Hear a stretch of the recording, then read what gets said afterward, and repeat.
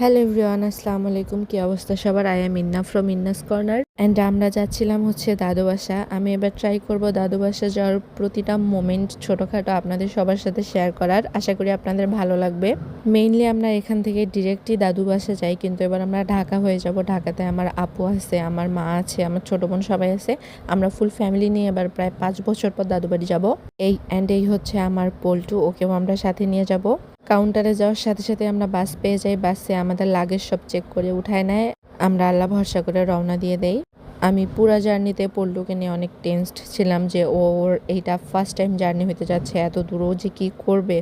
কিন্তু আমি ওর এক্সট্রা সিকিউরিটির জন্য ওকে ডায়পার পরাই নিছিলাম, আর বাসে ওঠার আগে ওকে প্রপার খাওয়াই নিছি, যেহেতু ও রাত্রেবেলা খুব একটা পিপটি করে না, কিন্তু যদি করে তখন বাসে আমরা কি করব, এই চিন্তা থেকে আমি ওকে ডায়পার পরাই নেই। সে খুব একটা প্রবলেম করে নাই, ও পুরাটা রাস্তা ও ঘুমাই গেছে, যেহেতু জ্যাম ছিল না, আবহাওয়া একটু ঠান্ডা ছিল। কিন্তু যখন আমরা হোটেলে খাওয়ার জন্য নামি, ওকে অ্যালাউই করতেছিল না। হোটেলের বিভিন্ন ওয়েটার ম্যানেজাররা অনেক রিকোয়েস্ট করার পরও অ্যালাউ করতেছিল না। দেন আমরা ওকে এক সাইডে রেখে দিয়ে ফ্রেশ হয়ে চা খেয়ে আবার এসে বাসে উঠে পড়ছি। ওকে একা রেখে নিচে নেমে যাওয়াতে ও অনেক ভয়ে ছিল, বারবার ডাকাডাকি করতেছিল। আমাদের ভয় হচ্ছিল কেউ আবার ওর চেনটা খুলে দেয় নাকি, কারণ বদমাশ লোকের তো অভাব নাই, আর সবাই তো এটা পছন্দও করে না।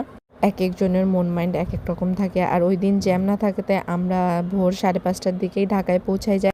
আজকের ভিডিওটা এই পর্যন্তই। সবাই আমার চ্যানেলটা সাবস্ক্রাইব করবেন অ্যান্ড আমাকে সাপোর্ট করবেন।